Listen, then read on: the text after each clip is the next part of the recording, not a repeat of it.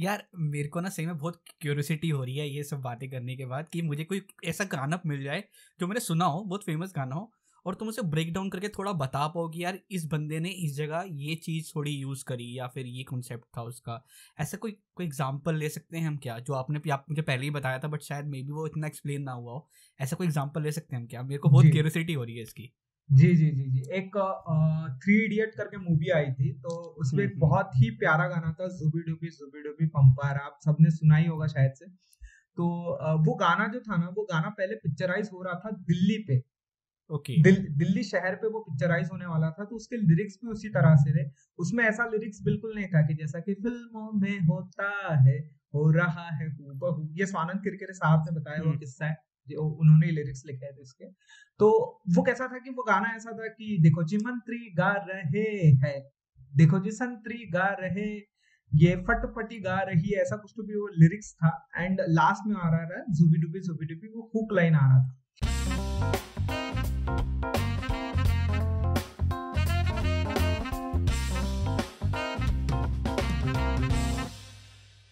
Hey guys, welcome to the new podcast. So in today's podcast हम बात करने जा रहे हैं लिरिक्स राइटिंग की। कैसे एक सॉन्ग के अंदर हम लिरिक्स लिखते हैं और उस लिरिक्स के ऊपर कॉम्पोजिशन की जाती है। तो आज हमारे साथ है Rohan. Hi Rohan, welcome to the podcast.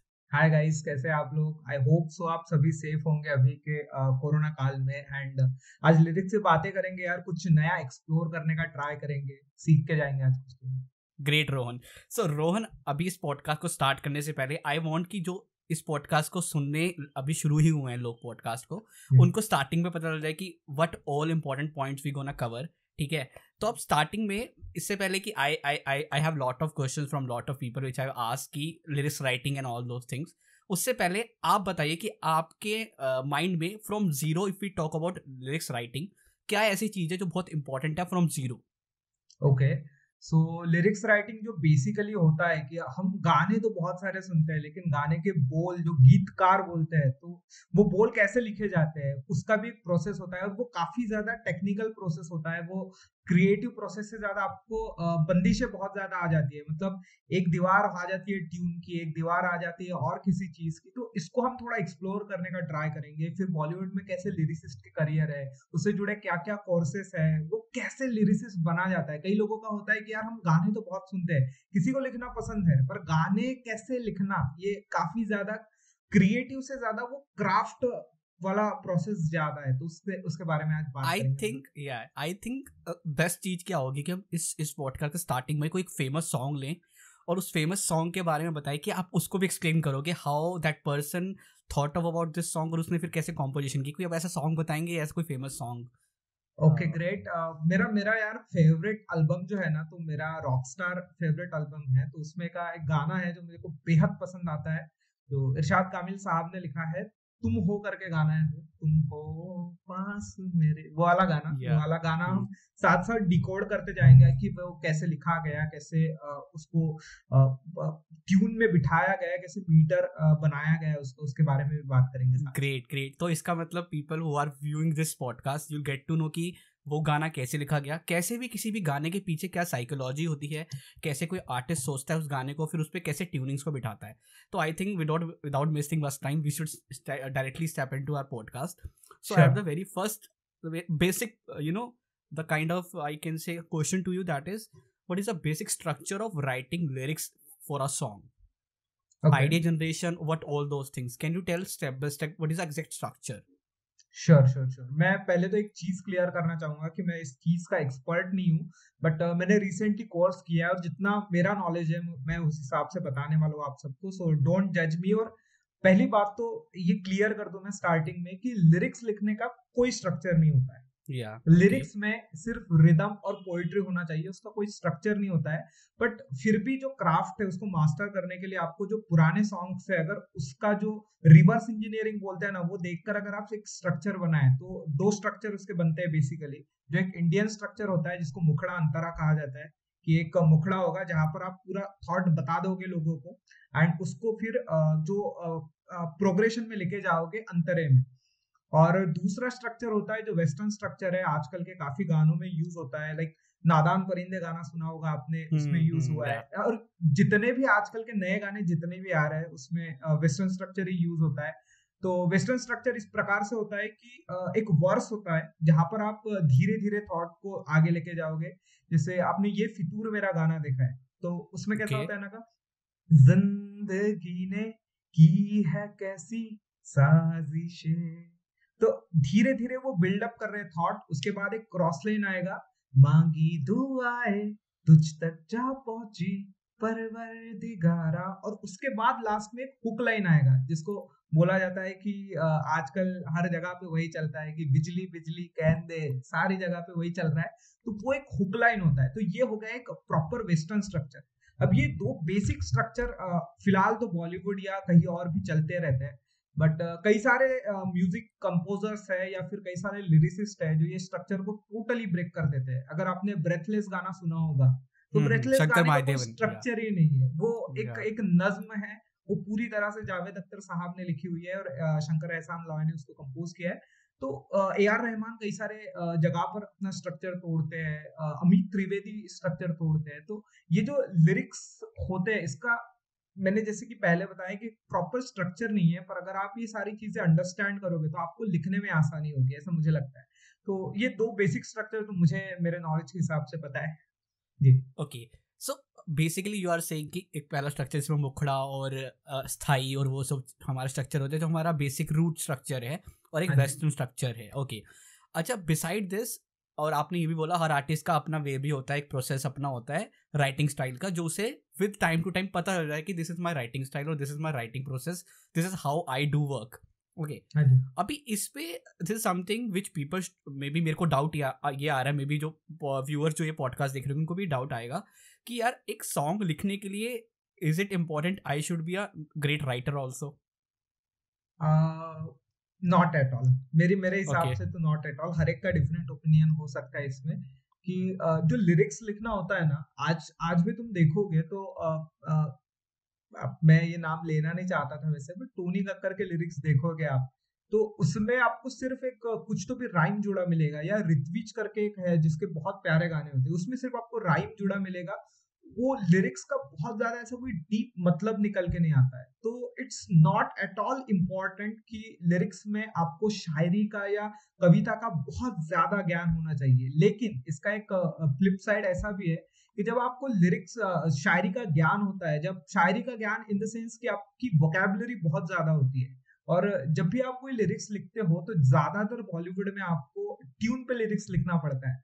तो ट्यून का जो मीटर होता है, जो उसका बहर होता है कि लाइक कोई भी अगर गाना ले ले हम, ये फितूर मेरा अभी लिया था, ये फितूर मेरा, जो 4-5 वर्ड है तो उतने ही वर्ड उसमें आ पाएंगे, तो उससे ज्यादा वर्ड नहीं आएंगे। तो ये फिक्स कैसे करना उतनी ट्यून में, तो इसके लिए आपको वोकैबुलरी लगती है। और मुझे ऐसा लगता है कि जब आप शेरो शायरी पढ़ते हो, पहले से शायर होते हो, तो आपकी वोकैबुलरी उतनी स्ट्रांग होती है और आप उसमें वो वर्ड फिट कर सकते हो। But not at all important, अगर आपका इंटरेस्ट है तो पढ़ो, नहीं है तो फिर भी आप लिख सकते हो डेफिनेटली। तो बेसिकली इसका मतलब नहीं कि अगर आप अच्छे राइटर नहीं हो तो इस आप एक सॉन्ग लिरिसिस्ट बन सकते हो।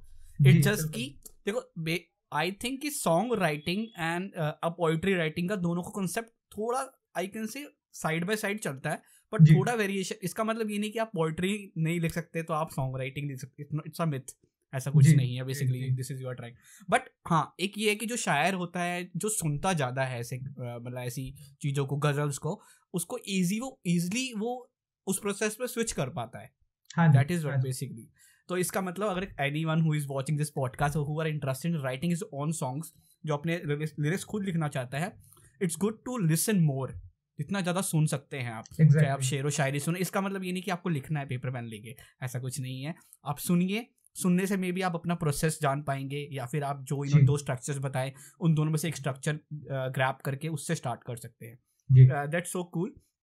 अच्छा, इसके अलावा basically okay, so this is about lyrical writing. Okay, आपने जैसे जावेद अख्तर साहब की बात करी, तो एक शायर भी हैं, बट उनके एन नंबर ऑफ सॉन्ग्स हैं जो उन्होंने खुद लिखे हैं। तो if I see Javed Akhtar साहब, तो करियर तो फिर मतलब माशाअल्लाह, but as for a artist who is just a beginner, zero, तो इंडस्ट्री में we know there are lot of an number of people who are into lyrical writing, but उसके अलावा एक करियर अगर प्रोस्पेक्टिव से देखूं मैं, तो एक लिरिसिस्ट के लिए career is a good career, और इट्स नॉट अ गुड और bad career, but if I talk about the kind of career for a lyricist, तो can you talk about this कि क्या क्या अपॉर्चुनिटीज है उसके लिए? हाँ जी, हाँ जी, बिल्कुल बिल्कुल। तो देखिए, लिरिसिस्ट के लिए ना 2 या 3 अपॉर्चुनिटीज बेसिकली होते हैं। एक तो फिल्मों में गाना लिखना इज लाइक, वो साइड में रख देते हैं, वो हम सबको ही पता है। उसके अलावा जो होता है कि आजकल इंडिपेंडेंट म्यूजिक बहुत ज्यादा प्रमोट किया जाता है इंडिया में, जो म्यूजिकल एल्बम्स बनते हैं, टी सीरीज बनाता है या जी म्यूजिक बनाता है, तो वो कई लोग लिरिसिस्ट फुल टाइम के लिए भी हायर करते हैं, तो उसका भी एक जॉब होता है। उसके अलावा बहुत सारी एडवर्टाइजिंग कंपनियां होती है जो जिंगल्स लिखना चाहती है। लाइक जिंगल्स का आपको मतलब बताओ तो जो भी देख लो कि लाइक ओ जियो धन धना धन, ये जिंगल हो गई। तो जिंगल लिखना, जो प्रोसेस, जो जिंगल लिखने का प्रोसेस होता है, वो quite similar to lyrics writing का ही होता है। तो जिंगल लिखते वक्त भी आपको ऐसे शब्दों का इस्तेमाल करना होता है जो ऑडियंस को अचानक से कैच कर ले। वो एक टाइप का सेल होता है कि आप सेलिंग कर रहे हो वो प्रोडक्ट उनका। तो वो भी एक बहुत अच्छा करियर होता है। और उसके बाद बस बस इतना ही होता है यार करियर, इससे ज्यादा नहीं होता है। And as a lyricist career बनाना फिलहाल की इंडस्ट्री में बहुत ज्यादा मुश्किल है एक्चुअली, क्योंकि अब देखने जाओगे तो जितने भी फिलहाल एस्टेब्लिश और बहुत अच्छा काम कर रहे हैं लिरिसिस्ट है, वरुण ग्रोवर हो गया, रिशाद कामिल हो गए, स्वानंद किरकिरे हो गए, तो ये लोग क्या है ना, ये एस्टेब्लिश हो चुके हैं। अभी जो नए लिरिसिस्ट है ना, और इंडस्ट्री का एक दिक्कत ये है कि मतलब होता है ना कि जनरली हम पूरी किताब पढ़ लेते हैं पर राइटर का नाम नहीं पता होता है। तो सेम चीज है बॉलीवुड में भी कि जहां से एक सॉन्ग शुरू होता है, जो लिरिसिस्ट वो गाने को जन्म देता है पूरा, वो लिरिसिस्ट का नाम जनरली लोग भूल जाते हैं। मतलब गुलजार जैसे लिरिसिस्ट को क्रेडिट नहीं मिल पाता है। तो ये सारी चीजें बहुत ज्यादा दिक्कत पैदा करती है, इसलिए आपको स्टार्टिंग में स्ट्रगल बहुत ज्यादा है। लेकिन अगर आप मतलब उतना एम्बिशियस हो, उतना आप डेडिकेटेड हो कि आपको करना है, मतलब करना है, एंड आप उतने डिटरमिन्ड हो, तो आप डेफिनेटली लिरिक्स राइटिंग के करियर में आइए। बहुत ही ब्राइट करियर है। और पैसे की बात की जाए तो बहुत अच्छा पैसा मिल जाता है यहाँ पे। मतलब एक फिल्म के बजट का 4 to 5% अराउंड पैसा मिल जाता है, जहां तक कि मुझे नॉलेज है। तो सपोज 100 करोड़ की फिल्म है, तो आप एक्सपेक्ट कर सकते हैं उस हिसाब से कि आपको कितना पैसा मिलेगा। नाइस। मतलब बेसिकली ये मैं इस पॉइंट ऑफ व्यू से ये जाना कि क्यों लोग लिरिकल राइटिंग में इतना नहीं जा रहे, बिकॉज वो फ्रंट एंड पे नहीं है, तो credits and all those things, तो उनको लगता है। बट स्टिल जो लोग डेडिकेटेड हैं, they are not concern about कि भाई हम फ्रंट एंड पे या नहीं है, उनको बस अपना काम, उनको अपनी आर्ट से बेसिकली लगा हुआ है, they writing and all those thing. अच्छा, from this there is one thing which came to my head just now कि we see they are song writers, और जो सिंगर्स भी होते हैं, सॉरी दे आर सिंगर्स जो कि गाना गाते हैं, जो दूसरों के गाना भी गाते हैं। तो क्या लिरिसिस्ट के लिए इम्पोर्टेंट है कि वो एक सिंगर भी हो? नहीं, बिल्कुल नहीं। देखो, जितने भी बड़े लिरिसिस्ट है ना, वो हर बार ये चीज कहते हैं कि किसी भी लिरिसिस्ट के लिए सिंगर होना जरूरी नहीं है, लेकिन उसको म्यूजिक की समझ होनी चाहिए। एंड वो भी आल्सो नेसेसिटी नहीं है, बट अगर वो रही आपको समझ, तो ऑफ कोर्स आपको उसका फायदा हो जाएगा। मतलब एक अगर ट्यून समझने में किसी किसी लिरिसिस्ट को हो सकता है कि 2 दिन लग जाए, और जिसको संगीत का नॉलेज होगा, जिसको थोड़ा बहुत म्यूजिक का नॉलेज होगा, तो वो 5 मिनट में वो ट्यून समझ लेगा और उस पर वर्ड फिट करना शुरू कर देगा। और म्यूजिक से ज्यादा मुझे लगता है कि फोनेटिक्स करके जो वर्ड होता है, उसका नॉलेज होना चाहिए हर एक लिरिसिस्ट को, कि हर एक शब्द अलग तरह से साउंड करता है। मतलब मैं नगाड़ा बोल रहा हूँ तो उसपे जो डा का प्रेशराइजेशन है, जो प्रेशर कर रहे हैं डा को, वो अलग तरह से होता है। और उसपे मैं खुशबू बोलूँ तो खुशबू का प्रेशर अलग होता है। तो हर एक वर्ड का जो फोनेटिक्स है, हर एक वर्ड का जो साउंड है, उसका आपको नॉलेज होना चाहिए। तो जब भी आपको कोई ट्यून मिलेगी, जनरली बॉलीवुड में ट्यून पे लिरिक्स लिखे जाते हैं। बहुत कम होता है कि आपके, मतलब आप जब जावेद अख्तर या गुलजार बन जाओ तब आपके लिरिक्स पहले आप लिखोगे एंड उसको कंपोज किए जाते हैं। तो ट्यून जब आपको मिलती है, तो आपको इन फोनेटिक्स का नॉलेज रहा, तो आप बहुत अच्छी तरीके से, बहुत आसानी से वो ट्यून पर अपने लिरिक्स फिट कर लोगे। तो बस यही। यार मेरे को ना सही में बहुत क्यूरियोसिटी हो रही है ये सब बातें करने के बाद, कि मुझे कोई ऐसा गाना मिल जाए जो मैंने सुना हो, बहुत फेमस गाना हो, और तुम उसे ब्रेक डाउन करके थोड़ा बता पाओ कि यार इस बंदे ने इस जगह ये चीज़ थोड़ी यूज़ करी या फिर ये कॉन्सेप्ट था उसका, ऐसा कोई कोई एग्जांपल ले सकते हैं हम क्या, जो आप मुझे पहले ही बताया था बट शायद मे बी वो इतना एक्सप्लेन ना हुआ हो, ऐसा कोई एग्जांपल ले सकते हैं हम क्या? मेरे को बहुत जी क्यूरियोसिटी हो रही है इसकी। जी जी जी जी एक थ्री इडियट करके मूवी आई थी, तो उसमें एक हम्म। बहुत ही प्यारा गाना था, जुबी डुबी पंपार, आप सबने सुना ही होगा शायद से। तो वो गाना जो था ना, वो गाना पहले पिक्चराइज हो रहा था दिल्ली पे। ओके। दिल्ली शहर पे वो पिक्चराइज होने वाला था, तो उसके लिरिक्स भी उसी तरह से थे। उसमें ऐसा लिरिक्स बिल्कुल नहीं था कि जैसा कि फिल्मों में होता है, हो रहा है हूबहू। ये स्वानंद किरकिरे साहब ने बताया हुआ किस्सा है, जो उन्होंने लिरिक्स लिखे थे इसके। तो वो कैसा था कि वो गाना ऐसा था कि देखो जी मंत्री गा रहे हैं, देखो जी संतरी गा रहे, ये फटफटी गा रही है, ऐसा कुछ तो भी वो लिरिक्स था। एंड लास्ट में आ रहा था जुबी डुबी, वो हुक लाइन आ रहा था। तो सीन ऐसा है कि मैं सवाल भूल गया आपका, आपने क्या पूछा था तो। कि आई जस्ट वांट कि वो गाने हाँ में जी, उस बंदे ने या कैसे हाँ जी, प्रोसेस करा, फिर वो गाना मतलब जो उसने लिखा, जैसे आपने बताया जुबिडी पंपा, पहले वो गाना किसी और चीज़ में फिल्माया गया था, फिर उन्होंने जैसे अगर उस मूवी में डाला, तो जैसे फिल्मों में होता है बेसिकली, आई थिंक वो मुंबई बेस्ड दिल्ली लोकेशन दिल्ली में था, दिल्ली। तो उसकी वजह से दिल्ली बेस्ड लोकेशन पे हाँ था। जी, एक्चुअली पहले पहले सीन ऐसा था कि वो दिल्ली में शूट होने वाला था, बट दिक्कत ये हो गई कि राजकुमार हिरानी जो डायरेक्टर है उसके, तो वो थोड़ा अलग जोन में थे, और उनका दिल्ली में आमिर खान और करीना कपूर को लेके शूट करने का बजट बहुत ज्यादा हाई जा रहा था। तो उन्होंने वो गाना पूरा मुंबई में फिल्म सिटी में शूट किया।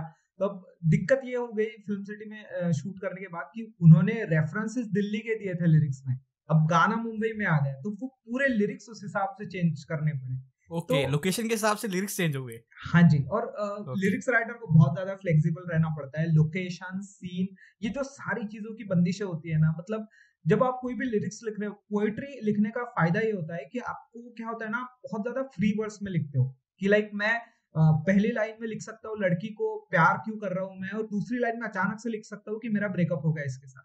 पर लिरिक्स के साथ ये सीन नहीं होता है। जैसे हम रॉकस्टार की सिचुएशन अगर ले लें, तो वो सड्डा हक जो गाना है रॉकस्टार का, अगर आप सड्डा हक गाना देखोगे तो वो ऐसे मोमेंट पे आता है कि वो खुद से परेशान हो चुका है, जॉर्डन, उसको जेल में बंद कर दिया, वो वहां से बाहर आया है, एंड अभी वो ऐसा बोल रहा है कि यार ये मेरा हक है, मेरे को चाहिए। तो वो मोमेंट पे इरशाद कामिल ने लिखा है कि क्यों सच का सबक सिखाए जब सब सुन भी ना पाए, सच कोई बोले तो तू नियम का रूल बताए, सड्डा हक एथेर। तो वो हक मांग रहा है। तो वो जो मूवी का सीन होता है ना, मूवी का कैरेक्टर कैसा है, मूवी का हीरो कैसा बिहेव कर रहा है, वो पूरी सारी स्टोरी को कंपाइल करने वाला जो गाना बनता है, वही मुझे ऐसा लगता है कि वो गाने हिट होते हैं। तो आप रॉकस्टार एल्बम ले लो, या फिर जब वी मेट के गाने ले लो आप। जब वी मेट में तुमसे ही करके बहुत पहला ही बहुत ही प्यारा गाना है, तुमसे ही तुमसे ही हम्म। सुबह आती है, सुरमई हम्म। शाम आती है, ऐसा। तो वो भी इरशाद भाई ने लिखा है। तो अब सीन ऐसा हो जाता है, वो गाना भी ऐसे मोमेंट पे आता है कि वो करीना कपूर को याद कर रहा है, शाहिद कपूर। तो लिरिसिस्ट का ये लिरिसिस्ट, जैसे स्वानंद साहब हर बार बोलते हैं, स्वानंद किरकिरे साहब, कि लिरिसिस्ट को एक्टर होना बहुत ज्यादा जरूरी है, एक अंदर से उसको एक्टर होना चाहिए, ताकि वो सीन समझ पाए, वो मोमेंट समझ पाए कि यार शाहिद कपूर करीना कपूर को मिस कर रहा है, तो उस टाइप के वर्ड्स वहां पर आने चाहिए। जब आप खई के पान बनारस वाला लिख रहे हो, तो वो तो खा के वर्ड होता है ना, खई के क्यों लिखा है? क्योंकि हम्म। क्योंकि अमिताभ बच्चन जो है वो कैरेक्टर है बनारस वाला, और हम्म। बनारस हम्म। में खई के बात होती है, खाके नहीं हम्म। होती है। तो हम्म। उस हिसाब से आपको वर्डिंग्स चेंज करना पड़ता है। तो ये सारी चीजों का आपको ज्ञान बेसिकली होना चाहिए। यार ये मतलब मेरे मेरे जो क्वेश्चन था उसका मुझे आंसर मिल गया, जो आपने ये एक एक न्यूएंसेस बताए छोटे छोटे। ग्रेट। अच्छा यार, आजकल की जनरेशन में, नॉट जनरेशन, आजकल की मतलब जितना मैं ट्रेंडी देख रहा हूँ, जैसे पूरा हमारा सिनेमा जो है पूरा रियलिस्टिक हो चुका है। मतलब पहले होता था कि हम ऐसी मूवीज देखते थे जिसके अंदर कुछ एग्जैजरेट भी किया जाता था चीज़ों को, बट हाँ जी, आजकल हम जनता ना रियल और रॉ चीज़ देखना पसंद कर रही है, रियल चीज़ें देखना पसंद कर रही है। हाँ तो जब जी। हम रियल हो जाते हैं, तो एक लिरिसिस्ट के लिए कितना चेंज हो जाता है, मतलब बॉलीवुड के अंदर इफ आई टॉक अबाउट, कितना चेंज हो हम्म जाता है उसके लिए? बहुत ज्यादा चेंज आ जाता है लिरिसिस्ट के लिए। जॉब बहुत ज्यादा टफ बन जाता है। ये डिबेट आजकल भी बहुत ज्यादा छिड़ी है कि अगर सिनेमा पूरी तरह से रियलिस्टिक हो गया, मतलब बेसिकली नवाजुद्दीन की फिल्में और बहुत ज्यादा चलने लगी, पंकज त्रिपाठी की फिल्में चलने लगी, मिर्जापुर जैसे शो बनने लगे, तो उसमें आगे जाकर गाने रहेंगे क्या? क्योंकि गाना उसको एक इमेजिनरी स्टेट देता है हम्म। किसी भी फिल्म को। हम्म। मतलब कोई मोन्टाज शॉट जो बोलते हैं, किसी भी चीज को अगर हमको फास्ट फॉरवर्ड करना होगा तो हम उस चीज में गाना यूज करते हैं। अभी अगर सिनेमा पूरी तरह से रियलिस्टिक हो रहा होगा तो हम गाने कैसे यूज करेंगे उसमें। तो इस पे मेरा कोई पर्सनल ओपिनियन नहीं है, पर वरुण ग्रोवर है जो लिरिक्स लिखते हैं और स्टैंड अप कॉमेडियन भी है, तो उनका एक बहुत ही प्यारा ओपिनियन है। उनका ये कहना है कि आजकल जो हम लिरिक्स लिखते हैं वो काफी ज्यादा इमेजिनेटिव या फिर रेफरेंसेस यूज बहुत ज्यादा करते हैं, मेटाफोरिकल वे में लिरिक्स लिखते हैं कि तू किसी रेल से गुजरती है, मैं किसी पुल सा थरथर आता हूँ। तो ये किसी लड़की के लिए उन्होंने कहा है। तो वो बोल रहे हैं कि जैसे ही सिनेमा रियलिस्टिक मोड होता जाएगा वो लिरिक्स भी रियलिस्टिक होते जाएंगे, गाने बॉलीवुड से कभी खत्म नहीं होंगे। तो मतलब जब गैंग्स ऑफ वसीपुर जैसी रियलिस्टिक फिल्म आती है तो उसमें भी गाने होते हैं, उसमें भी गाने लिखे जाते हैं कि जिया हो बिहार के लाला। वो तो खैर बहुत ज्यादा इमेजिनरी सॉन्ग है वो भी। गैंग्स ऑफ वसीपुर में एक गाना है कि भूसे के ढेर में राई का दाना, भूसे के ढेर में राई का दाना, रंग बिरंगा बैल से आना। तो ये जो रियलिस्टिक गाने, एक और गाना है जो बहुत ज्यादा फेमस हुआ था कि सखी सैया तो खूब ही कमाल है, सखी सैया तो खूब ही कमाता है, महंगाई डायन खाए जाते हैं। ये जो है ये काफी ज्यादा रियलिस्टिक सॉन्ग है जो किसी गांव की असलियत बताते हैं, किसी गांव के जो रियलिज्म है उसके बारे में भाष्य करते हैं। तो लिरिक्स भी वैसे होते जाएंगे और सेम ये वरुण का ओपिनियन भी मुझे ऐसा थोड़ा इन्फ्लुएंस कर जाता है। आई थिंक कि कहीं ना गानों से स्टोरी टेलिंग बहुत इंपॉर्टेंट है, कि गाना आपकी पूरी स्टोरी बता रहा हो। तो ये तो वो गाने हो गए जो हम बॉलीवुड में डालते हैं, बट आजकल इंडिपेंडेंट आर्टिस्ट जैसे लॉकडाउन में सब बन रहे हैं, तो अगर उनकी बारे में बात करें तो भाई उनके लिए तो कोई स्टोरी नहीं है, उनके लिए तो अपनी लाइफ है उनकी स्टोरी बेसिकली, जो उनकी लाइफ में हो रहा है या फिर जो हसल कर रहे हैं वो उसी के ऊपर गाने लिखेंगे। उनको वो स्टोरी कहाँ से देखेंगे, वो स्टोरी देखेंगे जो उनकी लाइफ में हो रहा है, उनके फ्रेंड्स के साथ हो रहा है या ऑल अराउंड हो रहा है। तो अगर एक इंडिपेंडेंट आर्टिस्ट है उसको कोई सॉन्ग लिखना है तो मतलब कौन कौन से मोड्स हो सकते हैं उसके लिए, उसके पर्सपेक्टिव से, कि अगर वो गाना लिखना चाहे तो उसको कहाँ से वो प्लॉट मिलेगा, थोड़ा अगर इस पे। ओके, इंडिपेंडेंट म्यूजिक आर्टिस्ट का फायदा ये होता है कि वो अपनी स्टोरी खुद डिसाइड कर सकता है। तो अगर आप ऋत्विज करके जो है, मैं उसके गाने बहुत सुनता हूँ, अभी बारात करके उसका रील्स पे बहुत ज्यादा चल रहा था। तो उसका एक गाना है शायद से सेज करके, तो वो गाना काफी ज्यादा वायरल हुआ था। तो वो गाने में एक स्टोरी देखोगे आप कि एक बहुत लंबा आदमी है और एक बहुत छोटी हाइट की गर्ल है, तो उनकी रोमांटिक लव स्टोरी। तो ये जो स्टोरी होती है ये आपको खुद डिजाइन करनी पड़ती है या story writer of course hire करना पड़ता है। और इंडिपेंडेंट म्यूजिक आर्टिस्ट का फायदा यही है कि आप अपने मूड के हिसाब से लिख सकते हो। आपकी एक बंदिश जो होती है, एक जो आपका बंद करने का जो आपका ये होता है वो कम हो जाता है, क्योंकि आपको कोई सीन का बाइंडेशन नहीं होता है। आप कुछ भी लिख सकते हो, आप रोमांटिक लिख सकते हो, आप जुबिन नौटियाल की तरह भजन गा सकते हो, आप कुछ भी कर सकते हो, आपके पास बहुत ज्यादा फ्रीडम आ जाता है। ये जो इंडिपेंडेंट म्यूजिक कल्चर है ये फॉरेन कंट्रीज में बहुत ज्यादा चलता है। मतलब जस्टिन बाइबर के गाने I don't think so movie में कोई यूज करता है, बट हम सुनते हैं। क्यों सुनते हैं? क्योंकि तो ये जो वेव है इंडिपेंडेंट म्यूजिक की, तो ये आगे इंडिया में बहुत ज्यादा आने वाली है। और इसका फायदा I hope so lyricist, composer, singer सबको ही होने वाला है। तो अगर हम अगर हम इसकी इस पे बात करें तो अभी आपने जैसे नाम लिया, वैसे ही आजकल बड़ा फेमस सॉन्ग चल रहा है, रील्स में भी चल रहा है। अभी आपका जो हमारे जाकिर खान थे उनके ऊपर भी एक रील बनी थी, बड़ा फेमस गाना है, मेरे माइंड से स्लिप हो रहा है, कहंदी होंदी सी चंदता करा दे। हाँ जी, हाँ जी, है ना। तो ये गाना भी इंडिपेंडेंट आर्टिस्ट ने लिखा, किसी मूवी में नहीं आया, बट ये गाना वायरल हो रहा है। तो मतलब this is something independent artist अकेले से ना। हाँ जी, मैं इंडिपेंडेंट आर्टिस्ट में एक पॉइंट ऐड करना भूल गया कि इंडिपेंडेंट आर्टिस्ट का नाम निकले और पंजाबी गाने की बात ना हो, ये तो हो ही नहीं सकता है। मतलब पंजाबी हर दूसरे दिन कोई ना कोई गाना बना देते हैं, पहले वो पूरा वायरल हो जाता है गाना, सारी जगह रील्स पे चलता है, और उसके बाद किसी मूवी में वो गाना बेच देते हैं, बेसिकली राइट्स बेच देते हैं। तो डबल कमाई का जरिया हो जाता है। बट मेरा इस पे एक पॉइंट ऑफ व्यू ये है कि कभी किसी मूवी में गाना जाता है ना, तो अगर वो गाने का ट्रांसफॉर्मेशन हो जाए तो फिर गाने की ऐसी मर जाती है। हाँ जी, जो उसका रियल है वो वैसा ही रहना चाहिए। अगर कोई गाना मराठी में लिखा गया है तो उसको तुम हिंदी में कन्वर्ट करोगे तो वो उसका मराठी वर्जन ही अच्छा होगा। मतलब डेफिनेटली हिंदी में कन्वर्ट करोगे तो उसका जो एसेंस है ना, जो उसका रूट्स है, वो खत्म हो जाएगी मेरे हिसाब से, है ना? डेफिनेटली तो मुझे मुझे मुझे लैंग्वेज बस मेरी मेरी इस पे छोटी सी एक फ्लिप साइड ऐसी है कि मतलब यही थोड़ा टॉपिक को अगर हम थोड़ा बड़ा करें तो लोग कई बार बोलते हैं कि ओल्ड सॉन्ग बहुत अच्छे थे और आजकल के गाने तो यार ऐसे ही है। तो इस पे मेरी एक राय है कि क्या होता है ना कि हम जब पुराना गाना सुनते हैं ना, तो हम आज के गाने को उसके साथ कंपेयर करते हैं। अगर वो पुराना गाना वहां पे नहीं होता, उसके रेफरेंस नहीं होता हमारे पास रेफरेंस पॉइंट, तो हो सकता है कि आज हमें टोनी कक्कर के गाने या तनिष बागची जो रिक्रिएट करता है गाने, वो भी शायद से पसंद आ जाते हैं और आ रहे हैं लोगों को पसंद जो पहली बार सुन रहे हैं। तो हम अगर वो रेफरेंस पॉइंट छोड़ के जो हमारी थोड़ी सी रिजिडिटी होती है, ऑफ कोर्स पुराने गानों को रिक्रिएट नहीं करना चाहिए, इसके मैं भी खिलाफ हूँ, लेकिन जो थोड़ी सी रिजिडिटी छोड़कर कुछ कुछ गाने जो है वो इतने प्यारे तरीके से क्रिएट किए गए।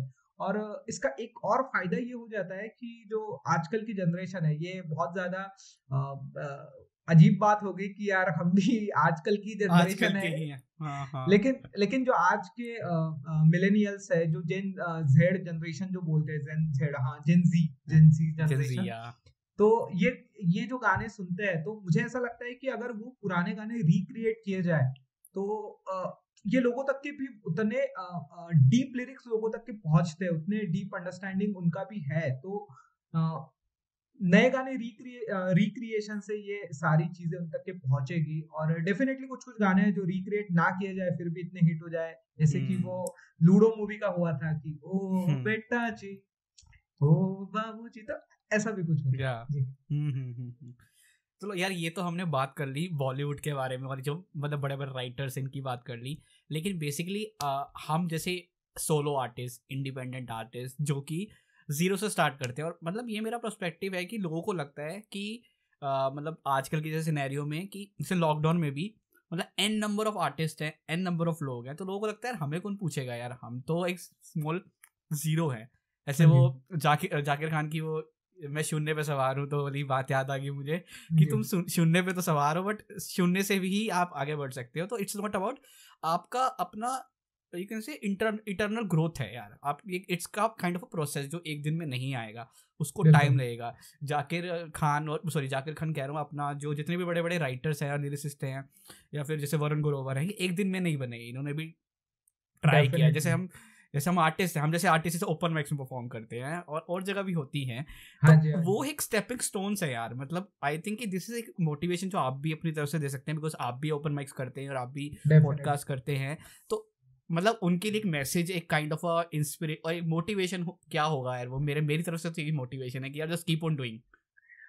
देखिए, मोटिवेशन देने के लिए मैं खुद इतना बड़ा आदमी नहीं हूँ, क्योंकि मुझे भी मोटिवेशन की जरूरत होती है, लेकिन कुछ टिप्स है जो कि मैंने पिछले कुछ सालों में सीखे हैं, तो मुझे ऐसा लगता है कि एज अ दोस्त, एज अ भाई करके मुझे शेयर करना चाहिए। तो वो टिप्स ऐसे है कि अगर आपको लिरिसिस्ट बनना है, अगर आपको बॉलीवुड के फिल्मों में या इंडिपेंडेंट गानों में लिरिक्स लिखना है, गीतकार बनना है, तो उसके लिए कुछ प्रैक्टिसेस होती है कि जो भी पुरानी धुनें होगी, जो भी आपको गाने पसंद होंगे, उसके लिरिक्स हटा के अपने लिरिक्स लिखने की प्रैक्टिस कीजिए। और सुनाइए पैरोडी सॉन्ग्स जो आजकल बहुत ज्यादा चलते हैं, मैं भी थोड़ा फर बना लेता हूँ, मेरे इंस्टाग्राम पर चलते रहता है वो। तो पैरोडी सॉन्ग्स बनाने की एक्सरसाइज जो है वो आपको करनी पड़ेगी, ताकि आपका धुन पे पकड़ बहुत अच्छी बन जाए। बॉलीवुड में लिरिक्स लिखने की एक दिक्कत ये भी है कि मतलब म्यूजिक कंपोजर आपके पास आता है और बोलता है कि ये रही धुन, आपके पास 1 घंटा, 1 घंटे में को लिरिक्स लिख के दो। तो ये सारी चीजें होती है, और 1 घंटे में कोई ग्रेट लिरिक्स लिखे नहीं जाते, आप सिर्फ शब्दों की जंबल अप करोगे। तो वो 1 घंटे के लिए ना आपको पहले तैयारी करनी पड़ेगी। मतलब वो कहते हैं ना कि अगर बाढ़ आ जाए या बहुत ज्यादा तूफान आ जाए, तो जो मछलियां पकड़ने वाले होते हैं वो अपना जो जाला होता है उसको बुनते हैं, बुनते ही राइट वर्ड है, आई डोंट नो, तो उसको ठीक करते हैं, उसको करेक्ट करते हैं, तो ताकि जब बाढ़ निकल जाए तो हम अच्छे से मछलियां पकड़ सके। तो मछलियां पकड़ने का वो 1 घंटा है हमारे पास, जो लिरिक्स लिखने का 1 घंटा है, तो हमें आज उसके लिए तैयारी करनी पड़ेगी, आज उसके लिए हमें बहुत ज्यादा प्रैक्टिस करनी पड़ेगी। मैं ऐसा नहीं कह रहा कि आप शायर को पढ़ो, लेकिन आप पढ़ोगे तो उसको फायदा मिलेगा। आप जितना हो सके उतना म्यूजिक सुनो, आप पंजाबी सुनो, आप तमिल सुनो, आप मलयालम, मराठी, फॉरेन का म्यूजिक सुनो, खैर मैं उतना ज्यादा नहीं सुनता हूँ, बट इंडियन म्यूजिक में इतने प्यारे प्यारे गाने हैं। अगर आप किसी हर एक कल्चर के फोक सॉन्ग सुनोगे, आप पंजाबी के गाने सुनोगे तो इतने प्यारे प्यारे गाने हैं। मतलब पंजाबी जब बात भी करते हैं तो उनकी आवाज में म्यूजिक होता है। तो जब ये आप गाने सुनोगे ना तो वो धुन आपके अंदर रह जाएगी। और आप जब कभी आप किसी भी म्यूजिक कंपोजर का या लिरिसिस्ट का इंटरव्यू देख लो, तो वो यही चीज कहेगा कि उसने कोई गाना बहुत साल पहले कंपोज किया था और आफ्टर 10 इयर्स और 12 इयर्स उसको वो सिचुएशन मिली और उसने वो फिट कर दिया उसमें गाना। तो ये आपके साथ भी बहुत ज्यादा होगा। मतलब मोह मोह के धागे अगर गाना सुनोगे आप, तो ये वरुण ग्रोवर ने उसका जो थॉट था, बेसिक थॉट, तो उसका बेसिक थॉट 2007 या 2008 का थॉट था, लेकिन वो गाना एक्चुअली बन के जो आया वो 2016 में आया। तो ये सारी जो चीजें है ये आपके साथ होगी। तो लिरिक्स राइटर को थॉटफुल बहुत होना चाहिए, उसने अलग अलग थॉट सोचते रहना चाहिए। मतलब एक अभी रिसेंट मूवी आई है अतरंगी रे, तो उसका एक बहुत ही प्यारा गाना है, जैसे रेत जरा सी। तो उसकी लाइनें मेरे को बहुत पसंद आती है कि रोज मोहब्बत पड़ता है, दिल तुझसे ही जुड़ता है, हवाओं में उड़ता है जैसे कि रेत जरा सी। तो ये जो थॉट है, जैसे कि रेत जरा सी, तो ऐसे अलग अलग थॉट्स आपको लाना चाहिए। और बॉलीवुड में खैर हुक लाइन चलता है, तो आपको हुक का नॉलेज होना चाहिए, हुक कैसे चलेंगे, जैसे कि बिजली बिजली कहन दे, तो ये हुक हो गया। तो ऐसे हुक का नॉलेज होना चाहिए। बस मैं इतना ही कहना चाहता हूँ। ओके यार, पॉडकास्ट के एंड करने से पहले ये एक ऐसा क्वेश्चन है जो मैं हर पॉडकास्ट में पूछता हूँ हर आर्टिस्ट से, कि उनका पॉइंट ऑफ व्यू क्या है। और ज्यादातर मुझे हर पॉडकास्ट में सेम ही आंसर मिलता है, but still again I will repeat again this question which I have, कि आजकल लाइक इंडिपेंडेंट आर्टिस्ट या कोई भी आर्टिस्ट है, उसका मेन मोटो क्या होता है कि वो फोकस कर रहा है व्यूज के ऊपर, नंबर्स के ऊपर, है ना। क्या एज एन आर्टिस्ट आपको व्यूज और नंबर्स मैटर करते हैं, या फिर आपको सिर्फ अपनी सेटिस्फेक्शन दिखनी चाहिए कि भाई मैंने वीडियो डाल दी, मैंने अपलोड कर दी, मैं खुश हूँ अपनी वीडियो से, नो मैटर उस पर कितनी व्यूज़ आ रही हैं। बट क्या हमें व्यूज़ मैटर करनी चाहिए, नंबर्स मैटर करने चाहिए, क्या हमें नहीं मैटर करने चाहिए, या उसके बीच का होना चाहिए? क्या इस पे पॉइंट ऑफ व्यू है आपका? हाँ, नंबर मैटर करते हैं। ओके क्योंकि हम भी पॉडकास्ट कर रहे हैं, हमको भी एक्सपेक्टेड होता है कि लोग देखें। आर्टिस्ट का यही होता है कि पहले के जमाने में लोग महफिलें सजाते थे, आजकल के आपको व्यूज दिखता है, लाइक्स दिखता है, उससे आपको पता चलता है कि कोई आपका कंटेंट देख रहा है। तो ऑफ कोर्स नंबर मैटर करते हैं, लेकिन वो नंबर मैटर, मुझे ऐसा लगता है कि आपको शुरुआत में नंबर्स के पीछे थोड़ा फार भागना चाहिए, लेकिन आफ्टर अ पॉइंट आपने नंबर छोड़ देना चाहिए। वो पॉइंट आप अपना डिसाइड कीजिए कि आप नंबर से ज्यादा फील पर कंसंट्रेट कीजिए, कि आपके पास शुरुआत में जनता होनी चाहिए। अगर आपके पास जनता ही नहीं है तो मतलब नहीं है। मतलब शुरुआत में जब आपके पास 6K या 7K जनता होती है, तो यशराज मुखौटे जो आजकल बहुत वायरल होता है, तो उसके पास 6K या 7K जनता थी। तो आपको एक अपनी जनता बना लो, मतलब 5, 10, 50K की, एंड उसके बाद उनमें आप कंटेंट डिस्ट्रीब्यूट करते रहो। और जब आप वो रेगुलर काम करते रहोगे तो फिर नंबर के पीछे भागना छोड़ दो, फिर भागो आप फील के पीछे। जब आप ढंग का क्रिएशन करोगे, जब आप क्रिएट करोगे कि रसोड़े में कौन था, तो वो आपको 1 मिलियन फॉलोअर्स भी एक दिन में दे जाएगा। तो ये सारी चीजें कि शुरुआत में नंबर्स के पीछे भागना सही है, मुझे नहीं लगता उसमें कुछ गलत है, लेकिन आपको सेटिस्फेक्शन भी बहुत ज्यादा इंपॉर्टेंट करता है, तो उसके पीछे भी रहना बहुत ज्यादा जरूरी है। आई थिंक जो आपने एक दो वर्ड बोले ना, मैं मतलब अगर मैं उनको पकड़ पाऊँ तो आई थिंक एक ऐसा वर्ड होना चाहिए जैसे कंसिस्टेंट। आप पहले कंसिस्टेंट रहो, जितना कंसिस्टेंट रह सकते हो अपने आर्ट फॉर्म पे करो। डोंट सीधा व्यूज नंबर्स देखो, बिकॉज वो कहीं ना कहीं इंस्पिरेशन के लिए इंपॉर्टेंट है, मोटिवेशन के लिए इंपॉर्टेंट है, उसके लिए नंबर्स देखो। आप अपना कंसिस्टेंट रहो, एक टाइम ऐसा आएगा जब आप बोल रहे हो 1 मिलियन व्यूज भी हो जाएंगे। तो नो मैटर यार, व्यूज मैटर करते हैं बट आपके लिए। और आपने एक बात बहुत सही बोली कि आपको ये पता होना चाहिए कि आपकी जनता कौन है, आपकी टारगेट ऑडियंस कौन है। मतलब मैं एक तरीके गाना बना रहा हूँ, वो हर किसी को पसंद नहीं आएगा, है ना, उसकी भी जनता होगी। तो आपको पहले अपनी जनता टारगेट ग्रैब करना चाहिए, उसके बाद देन यू कैन डिसाइड कि आपका कौन से तरीके की जनता, और उसके हिसाब से आप you can describe your all those things कि हमें कौन सुन रहा है, हमें कौन सुनना पसंद करता है। अमन भाई, बस एक चीज ऐड करना चाहूंगा कि इंडिया ऐसी कंट्री है ना कि यहाँ पे 135 करोड़ लोग रहते हैं, तो आप कैसा भी कंटेंट बना लो, आप टोनी कक्कर जैसे भी गाने बना लो या आप जगजीत सिंह के गाने बना लो, आपको दोनों टाइप की ऑडियंस मिल जाएगी। यहाँ पे ऑडियंस की कमी नहीं है, बस आपको वक्त देना पड़ता है। सोशल मीडिया का जो गेम होता है वो वक्त लेने वाला है, आपको 2 से 3 साल डेडिकेटेडली और कंसिस्टेंसी जो आप बोले वो बहुत ही प्यारा वर्ड है सोशल मीडिया के। भले ही आपका कंटेंट बहुत अच्छा ना हो, लेकिन आप अगर कंसिस्टेंट रहोगे ना तो अल्गोरिदम जो है, आपको दो लोगों को खुश करना होता है बेसिकली, एक तो अल्गोरिदम को और दूसरा लोगों को। तो आपको दोनों को खुश करते आना चाहिए, तभी आपका कंटेंट अच्छा चलता है, आपको लोग मिलते हैं। बिल्कुल ग्रेट।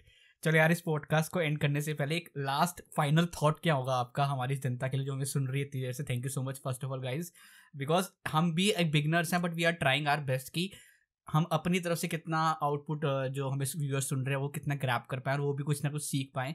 लाइक जितना हम लोग, जितना ही हमारे सामने अब रोहन बैठे हैं वो बता पा रहे हैं हमें।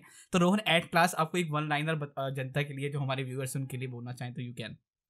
वन लाइनर तो नहीं है, पर एक गाने की कुछ पंक्तियां है, वही कहना चाहूंगा कि चाहे जो तुम्हें पूरे दिल से कह मिलता है वो मुश्किल से, ऐसा जो कोई कही है बस वही सब से हंसी है, उस हाथ को तुम थाम लो, वो मेहरबा कल हो ना हो। तो यार जो चीजें है कल हो ना हो, तो अगर आपको रियली पैशन होगा किसी चीज का, भले वो लिरिक्स हो, कंपोजिशन हो, सिंगर हो, कुछ भी हो, कोई भी आर्ट फॉर्म का पैशन हो, जस्ट उसको फॉलो करो, जितना टाइम दे सकते हो दो। आपका आर्ट फॉर्म आपको बता देगा कि अभी वो फुल टाइम होने वाला है। तो बस फिलहाल वो वक्त मांग रहा है, और वक्त आई होप सो सबके पास है। ग्रेट यार। Okay, thank you so much Rohan for your time. और जो जनता हमें तीर से सुन रही है, thank you so much for watching us. And if you want to listen this kind of podcast in future, so do subscribe, click the like button and share. Thank you so much. मतलब वो लाल button को दबा के घंटा दबा दो एक number, तो मजा आ जाएगा। और थैंक यू सो मच अमन भाई मुझे बुलाने के लिए।